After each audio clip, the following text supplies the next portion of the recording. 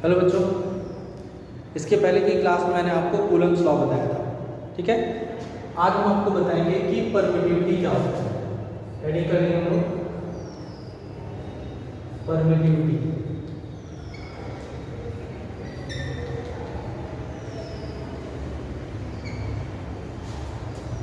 Permittivity आपके exam में तो नहीं आता है, लेकिन समझने के लिए इंपॉर्टेंट है। कल की क्लास में मैंने आपको ये बताया था कि अगर आपके पास 2 पॉइंट चार्जेस हैं, दो बिंदु आवेश हैं Q1 और Q2, इनके बीच की डिस्टेंस अगर r है, बहुत ध्यान समझिएगा, इनके बीच की डिस्टेंस अगर क्या है r है, तो आपने ये कहा था सर, दूसरी चीज इनके ये दोनों चार्ज जो है आपका एयर में या फ्री स्पेस में रखे हैं, निर्वात में अथवा वायु में रखे हैं, तो इन दोनों के बीच में जो फोर्स काम करता है, मींस इलेक्ट्रिक फोर्स जो काम करता है ये वो था 1/4 pi epsilon not Q1 Q2 upon r²। यही बात आपसे हुई। लेकिन अब प्रॉब्लम क्या है? अच्छा, और एप्सिलॉन 0 क्या होता है आपका? परमिटिविटी होती है फ्री स्पेस की। परमिटिविटी किसकी होती है? फ्री स्पेस की परमिटिविटी होती है। लेकिन इसका एग्जैक्टली डेफिनेशन क्या है परमिटिविटी का, इसका मतलब समझेंगे आप। तो परमिटिविटी वर्ड आ गया था तो हमको इसको बताना पड़ रहा है। तो देखिए, अब इन दोनों चार्ज को, अगर इन दोनों चार्ज को किसी मीडियम में रख दें, जस्ट लाइक वाटर, तो वाटर में रख दें तो इन दोनों के बीच में जो फोर्स होता है बेटा वो बदल जाता है। जैसे ये दोनों चार्जेस एयर में रखे हैं, इतना फोर्स है, ठीक है। तो अब आप क्या करें, इन्हीं दोनों चार्ज को, ये दोनों चार्जेस कितने दूरी पे रखे हैं? ये r डिस्टेंस पे रखे हैं। अब इन्हीं दोनों चार्ज को हम वाटर के पानी के अंदर रख दें और इन्हीं दोनों चार्ज, मतलब इसकी वैल्यू नहीं बदलनी है, मतलब दोनों चार्ज Q1 और Q2 को r डिस्टेंस पर ही हम कहाँ रख दें? वाटर के अंदर रख दें, तब इनके बीच में जो फोर्स होता है बेटा वो चेंज कर जाता है। तो आप जरा देखना, तो जब E की वैल्यू आपका एयर में या फ्री स्पेस में कितनी है 1/4 pi epsilon not Q1 Q2 upon r²। लेकिन अगर इन दोनों को अगर वाटर के अंदर रख दें तो जब E की वैल्यू तुमने कहा बदल जाएगा, तो बदल जाएगा, कैसे बदल जाएगा जरा देखो। जब E की वैल्यू को बदलना है तो बदलने के लिए हमको इस साइड ये वैल्यू तभी बदलेगी जब इस साइड की वैल्यू बदलेगी, और इस साइड की वैल्यू तभी बदलेगी जब ये एप्सिलॉन 0 बदलेगा। कैसे? 1/4 पाई तो वही रहेगा, पाई की वैल्यू 3.14 होता है, वही रहेगा, 4 भी वही रहेगा, Q1 Q2 और r हमने कहा कि सर वही रहेगा, मतलब दोनों चार्ज Q1 और Q2 जिसके बीच की डिस्टेंस r ही, उसको पानी के अंदर रख देना है। ठीक है, तो हमने क्या कहा कि इलेक्ट्रिक फोर्स की वैल्यू, यानी जो आपका इलेक्ट्रिक फोर्स है वो बदल जाता है। इसका मतलब क्या है कि 1/4 पाई Q1 Q2 अपॉन r² तो नहीं बदलेगा, इसका मतलब कौन बदलेगा? एप्सिलॉन 0 बदलेगा। तो ये फॉर्मूला किसके लिए होता है बेटा? फ्री स्पेस के लिए होता है या वैक्यूम के लिए होता है। वैक्यूम मतलब निर्वात जिसको कहते हैं। तो यहां लिख दिया वैक्यूम, VAC, ठीक है बेटा। और अगर हम यानी ये दोनों चार्ज को अगर मीडियम के अंदर रख दें, मीडियम बराबर 1/4 पाई तो वही रहेगा, ये एप्सिलॉन 0 बदल जाता है, तो ये एप्सिलॉन हो जाता है क्या? फिर Q1 वही रहेगा, Q2 वही रहेगा, r भी वही रहेगा। तो ये मीडियम, यानी दोनों चार्ज को अगर हम मीडियम में रख देते हैं तो ये फोर्स होता है, और अगर दोनों चार्ज को अगर हम वैक्यूम में रखेंगे तो ये फोर्स होता है। क्लियर है ना? इसका मतलब क्या है? मीडियम के बदलने से फोर्स की वैल्यू बदल जाती है, ठीक है ना। और वो बदलती है तो कौन डिसाइड करता है? एप्सिलॉन ही डिसाइड करता है। अगर एप्सिलॉन 0 है तो एयर में फोर्स निकलेगा या फ्री स्पेस में, अगर मीडियम में है तो मीडियम में आपका फोर्स निकलेगा। इसका मतलब क्या है कि एप्सिलॉन या एप्सिलॉन 0 ही डिसाइड करता है कि दो चार्ज के बीच में फोर्स कितना होगा। क्या बोला मैंने? एप्सिलॉन ही डिसाइड करता है। एप्सिलॉन मतलब हर मीडियम के लिए एप्सिलॉन अलग अलग होता है, हर मीडियम। जैसे फ्री स्पेस के लिए यानी एप्सिलॉन 0 की वैल्यू कितनी होती है आपको याद होगा? 8.85 × 10⁻⁻12 होता है, ये फ्री स्पेस के लिए, एयर के लिए होता है। लेकिन अब यही चीज दूसरे मीडियम के लिए दूसरी ये किसी को मालूम नहीं है कि अलग अलग मीडियम के लिए कितनी कितनी होती है, लेकिन फ्री स्पेस के लिए पता है। इसका ये मतलब, अच्छा ये बताओ बेटा, यही मीडियम बदल जाए इसका मतलब एप्सिलॉन जीरो बदल जाता है। मीडियम के लिए एप्सिलॉन जीरो एप्सिलॉन हो जाता है। तो अलग अलग मीडियम के लिए परमिटिविटी जो होती है वो अलग अलग होती है, और यही परमिटिविटी के बदलने से ही हमारा क्या होता है, फोर्स बदलता है।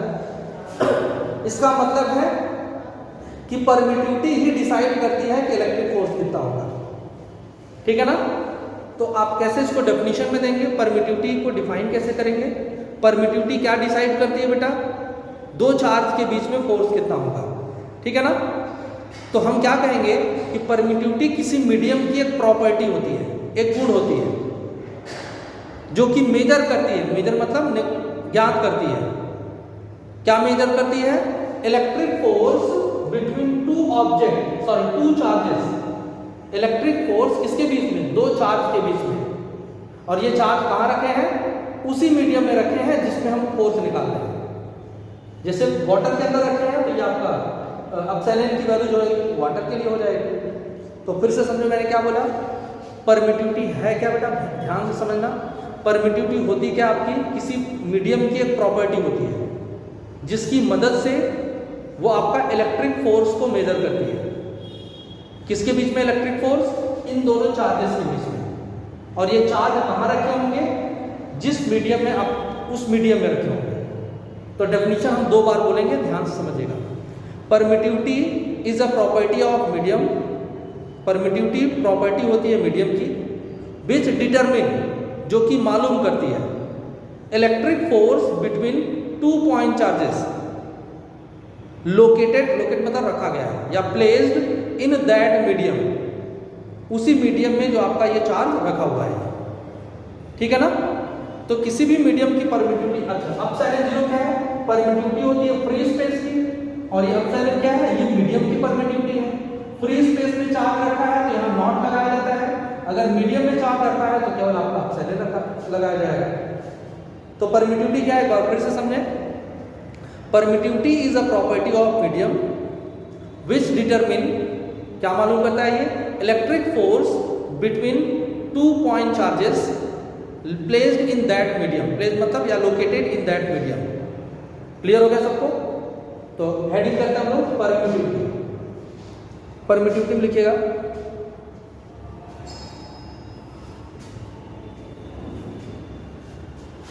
परमिटिविटी में लिखिए, permittivity is a property of medium. Permittivity is a property of medium. Permittivity is a property of medium which determine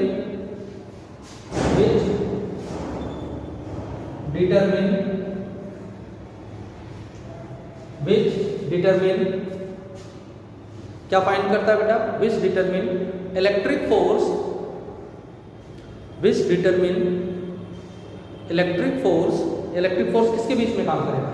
between two point charges, between two point charges,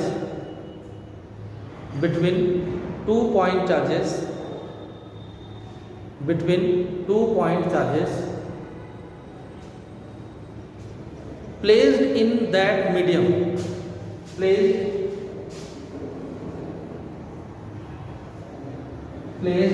या located भी लिख सकते हैं आप, placed in that medium, placed in that medium। तो सवाल लिखिए, it is denoted by epsilon, it is denoted by epsilon। इसको एप्सिलॉन से डिनोट किया जाता है। ठीक है?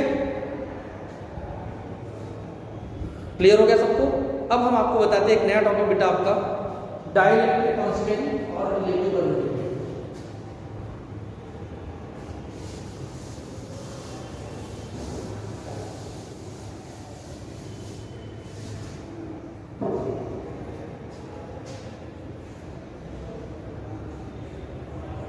Dielectric constant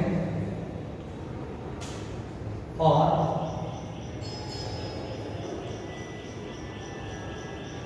relative permittivity, dielectric constant और relative permittivity, dielectric constant और relative permittivity। ठीक है, अभी मैंने आपको बताया कि अगर दो चार्ज फ्री स्पेस या वैक्यूम में रखे हैं तो उनके बीच में इलेक्ट्रिक फोर्स क्या होता है आपका, इलेक्ट्रिक, ध्यान से समझिए, पहले लिखिएगा बिल्कुल, electric force between two point charges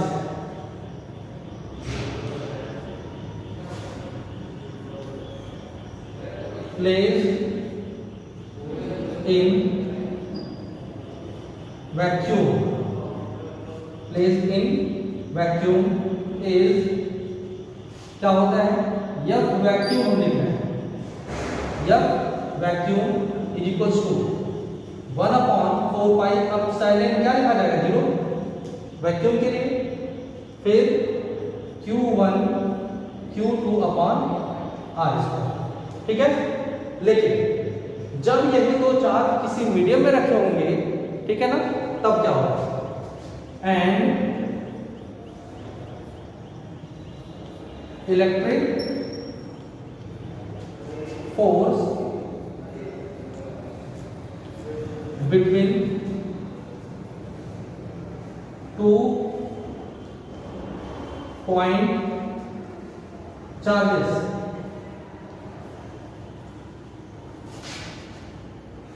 place मतलब रखा है इन अ मीडियम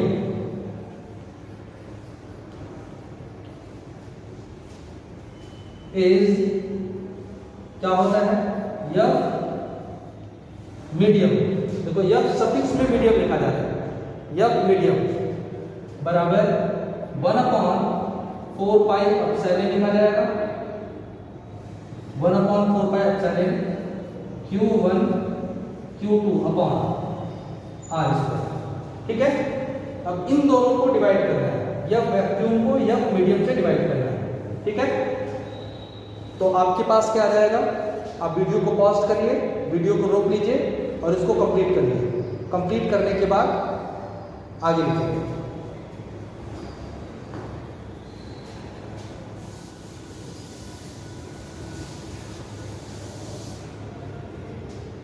देखो यह वैक्यूम से यह मीडियम को डिवाइड करना है, तो यह वैक्यूम सफिक्स में है VAC अपॉन यह मीडियम बराबर, ये वैल्यू लिखेंगे आप 1/4 pi epsilon not Q1 Q2 upon R square total divided by 1/4 pi epsilon Q1 Q2 upon R square.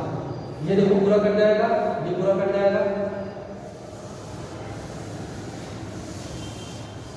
देखो जब हम लिखने के लिए बोले तो आप वीडियो को रोक लिया करिए, फिर आराम से लिखिए, जब कंप्लीट हो जाए तो इसके बाद आप कंटिन्यू करिएगा। तो क्या आ जाएगा, यह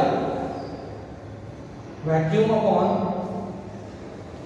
यह मीडियम इज इक्वल टू, देखो यहाँ 1/4 बचा हुआ है, 1/0, फिर 1/, ये ऊपर चला जाएगा, यह वैक्यूम अपॉन यह मीडियम बराबर एप्सिलॉन अपॉन एप्सिलॉन 0।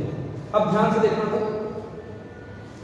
जैसे पहला चार्ज, ये देखो क्या गया, वैक्यूम में जो फोर्स है और मीडियम में जो फोर्स है वो किसके बराबर उल्टा, एप्सिलॉन अपॉन एप्सिलॉन 0 के बराबर है। अब ध्यान से देखना, तो हम ये कहते हैं अगर चार्ज पहला वाला Q1 की वैल्यू मान लेते हैं बेटा 2 कूलम्ब का है, Q2 की वैल्यू जो है आपका 3 कूलम्ब की है और R की वैल्यू जो है वो 5 सेंटीमीटर या मीटर, ठीक है। अब आप क्या करेंगे, यह वैक्यूम निकालेंगे, ठीक है, फिर यह मीडियम निकालेंगे। कैसे निकालेंगे बताओ, 1/4 पाई एप्सिलॉन 0 फिर Q1 Q2 upon R square करके, ठीक है, यह वैक्यूम आ जाएगा, फिर यह मीडियम आ जाएगा, यानी दोनों वैल्यू आ जाएगी। अब इन दोनों वैल्यू को हम यहाँ रखेंगे तो एक न्यूमेरिकल वैल्यू आएगी। न्यूमेरिकल मतलब नंबर में आएगा, नंबर में मतलब कितना आएगा आपका 10, 5, 6, 8 ऐसे करके आएगा, ठीक है, या पॉइंट में 2.3, 6.2 ऐसे करके आएगा इसका। और इसी नंबर को हम लोग क्या कहते हैं बेटा, आपका रिलेटिव परमिटिविटी या डाइलेक्ट्रिक कांस्टेंट कहते हैं। फिर सुनो मैंने क्या बोला, जब हम यह वैक्यूम निकालेंगे, इसकी वैल्यू क्या है 9.0 × 10⁹, फिर Q1 Q2 और R की वैल्यू रख लेंगे यहाँ से, तो एक वैल्यू आएगी। फिर ऐसे ही जब मीडियम की वैल्यू रख लेंगे, जब मीडियम की वैल्यू, दोनों की वैल्यू जब रख लेंगे तो हमको एक वैल्यू आएगी। उसी वैल्यू को हम लोग क्या कहते हैं, रिलेटिव परमिटिविटी या डाइलेक्ट्रिक कांस्टेंट कहते हैं। तो क्या आ जाएगा, इसी यह वैक्यूम और यह मीडियम के रेशियो को ही क्या कहते हैं बेटा, relative permittivity epsilon R। Relative permittivity क्या कहते हैं, एप्सिलॉन R, या डाइलेक्ट्रिक कांस्टेंट कैपिटल के, डाइलेक्ट्रिक कांस्टेंट कैपिटल के बराबर क्या हो जाएगा, एप्सिलॉन अपॉन एप्सिलॉन 0। इसकी बाद में जरूरत पड़ेगी बेटा, ठीक है, एप्सिलॉन रिलेटिव परमिटिविटी या डाइलेक्ट्रिक कांस्टेंट, ठीक है। इसको भी कंप्लीट करेंगे, वीडियो पॉज करके कंप्लीट कर लीजिए।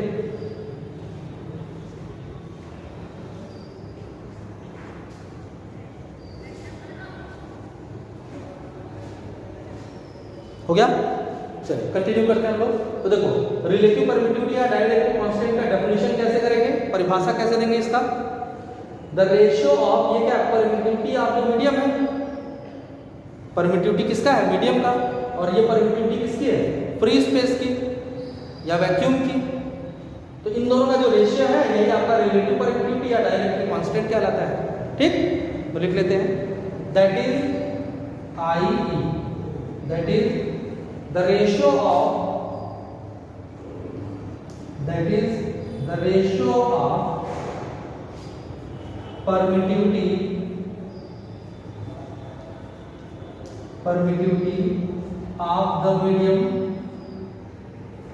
of the medium to the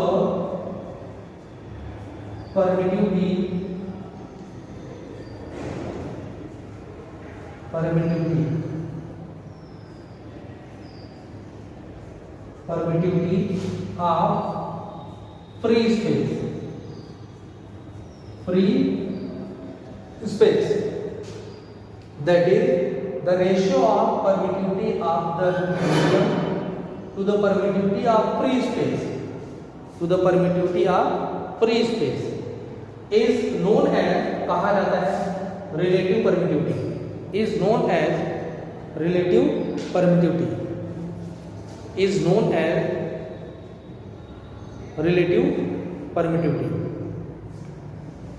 or dielectric